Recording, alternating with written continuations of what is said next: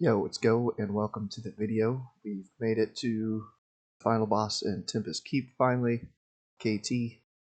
One thing with all four of these ads at the beginning is you want to be maxed range for all of them. Thallow Dread will silence you if you're too close, or if he switches to you as the new gaze target, he's going to knock you back. So try to stay as ranged as possible. I do get close to him a couple times, or let him get close to me a couple times, and he silences me because I'm trying to. Yeah, so right here I get silenced. I was greedy, just trying to do as much damage as I can to him. It's not a DPS race. In phase 1, it's more about positioning on where they're killed at. But if you're trying to parse and stuff, of course you want to be doing as much damage throughout the whole fight as possible. So Sanguinar fears, so I don't run in right away or try to get as close to him as I can. You want to range that fear. I use Deadly Boss Mods. It has a timer. I think that's only when it's available for him to use it, not when he's actually going to use it. So here we kill him like just after the timer, so he doesn't even get the second fear off. But some attempts he does get a second fear, so you want to be max range. Same with the caster. We have a Warlock tank it, and I stand right on the edge of this little circle here. I was a little step too far, but as long as she doesn't move right when she aggroes, then right here's the spot that I like to stand.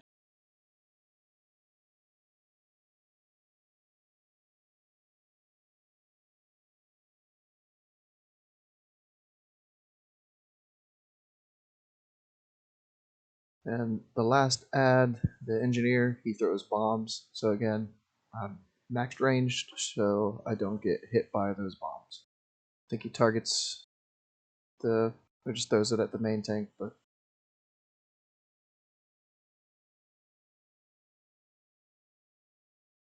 so a good thing about the positioning here, how we have all four of them, is I can be max range from all four targets if need be at the same time. So I don't have to worry about getting feared or getting hit by a bomb or flagged by the caster once they come back up. So there's, 6 targets here? So I'm putting a couple fairy fires up.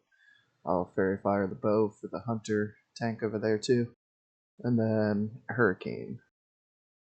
So if I'm hitting 5 targets with hurricane, I have my unused trinket going. I'm doing 2300 DPS roughly with hurricane.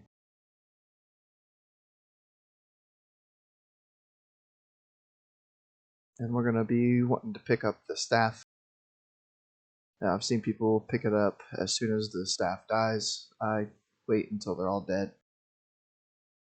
It might be something that's a little bit of extra DPS if you do pick it up during the fight. But when I do pick it up, I'll put on a mana oil, and I've even been thinking about enchanting it with 40 spell power. The mats aren't too crazy, but just to get that extra little bit of DPS for the rest of the fight. After seeing the video of I think it was a Ret Pally putting Mongoose on his, I was like, yeah, I gotta do at least 40 spell power. So we put our weapon oil on. Yeah, I'm only using mana pots and demonic runes for the fight. He's getting kind of close, so I'll cat form sprint around. But it's a pretty long fight for us. I think it's 13.5 minutes. And if you're not on top of your using your pots and your runes, then you're gonna run out of mana, which I end up doing. So all 4 ads act the same as phase 1. So we're trying to kite Thalodred around. I let him get a little close there.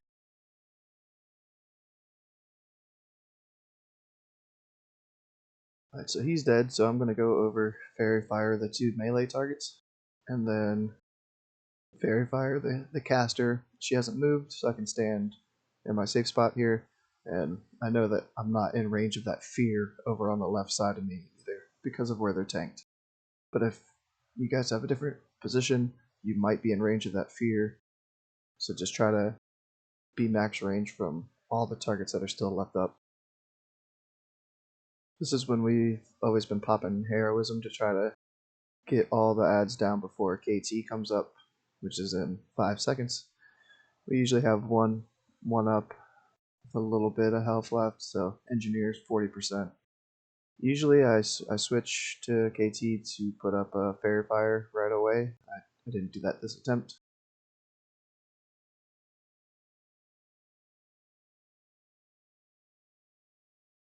So now the main part of the first part, from 100% to 50% for KT, is to avoid flame strikes and the phoenixes. So immediately move if there's a flame strike under you, or if a phoenix is being kited right on top of you. Your priority is to move and stop casting. So as soon as a phoenix goes down, we kill the egg right away, and then it usually works out that after the first egg, it's the first shield barrier, shock barrier.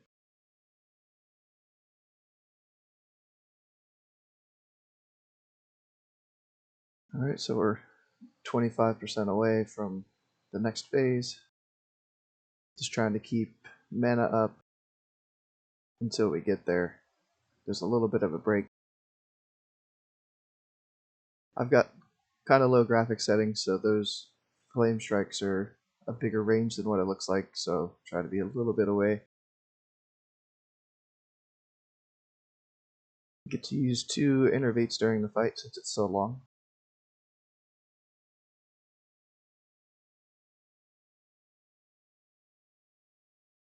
Alright, so I'm moving, putting Fairy Fire back up as I move. Try to use Insect Swarm, Moonfire, Fairy Fire while you're moving, so you're not just running and not casting anything.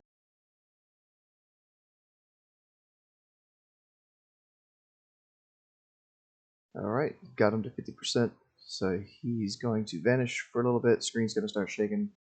We finish off our phoenixes, and then we're going to ignore them during the last phase. But for now, we're still killing them, and then killing the egg before the gravity lapse and the next phase starts. So, since I am struggling a little bit on mana this fight, I started to down rank and use rank 5 Starfire. So I was using it on that Phoenix there, and I might even start using it on KT.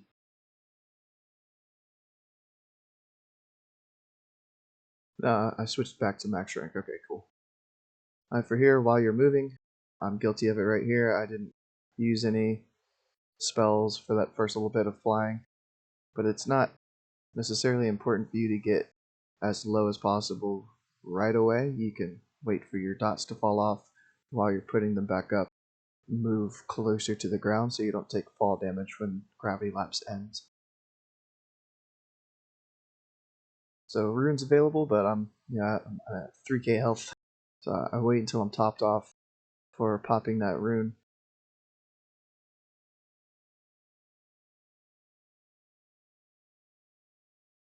And then again, throughout this whole last phase, the main thing is avoiding those phoenixes and flame strikes.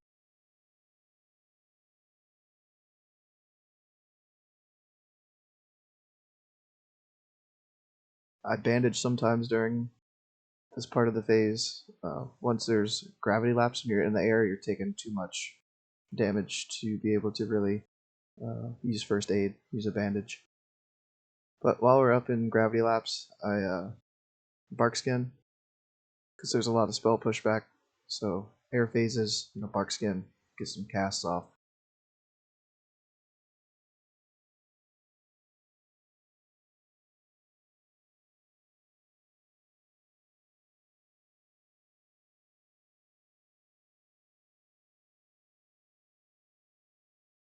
So this fight took us a couple weeks to get down.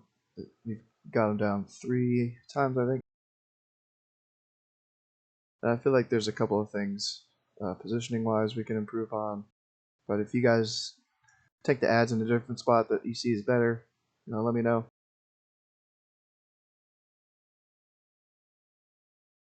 So we had just over 1100 DPS overall, which I feel like the crit percentage is about what I have on my gear. It doesn't seem like I got like lucky RNG or anything. Moonfire's got an extra 4% or 6%, something like that. Anyway, so having it be a little bit higher is normal. We got 5 demonic runes, 5 mana pots. I could have used one more of each of those or a destro pot in there. I think I might switch to trying to use a destro pot during our heroism, and hopefully if I'm keeping these more on cooldown, that shouldn't be an issue to have at least one destro pot.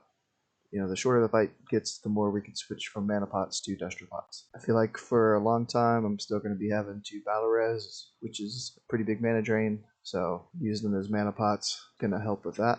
I only used one of my trinkets twice, so using that more would definitely help.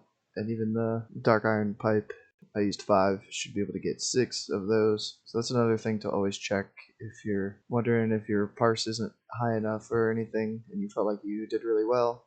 Make sure that if you have on-use trinkets, that you're using your on-use trinkets. I think my food buff fell off as well.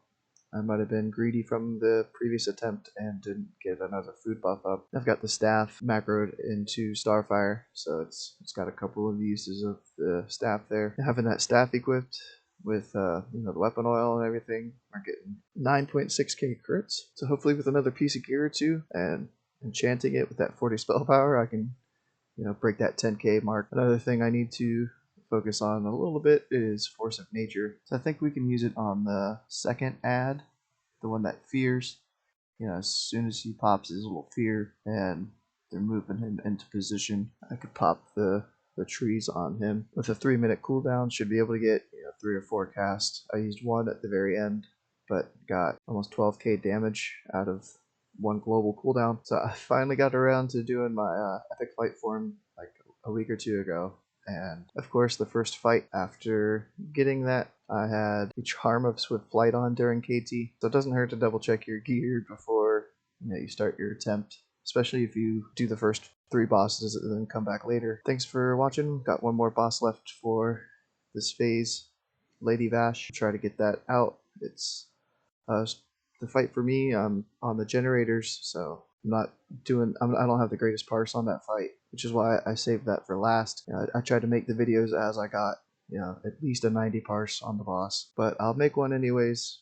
Just give my thoughts and tips on what I think would help, and I'll see you there. And I recently hit 500 subscribers on YouTube. I'd held off on making a Discord server for a while, but the community's growing a little bit. Sometimes I'll see that I get a notification for a YouTube comment, but I click on it and I don't see it. Vanishes into YouTube somewhere. So if you ever have any questions or looking for advice on a certain fight, even after watching the videos, there's a section for log reviews. I'll sit there and check out your fight and see if I can help you out. I'll put a link for the Discord in the description.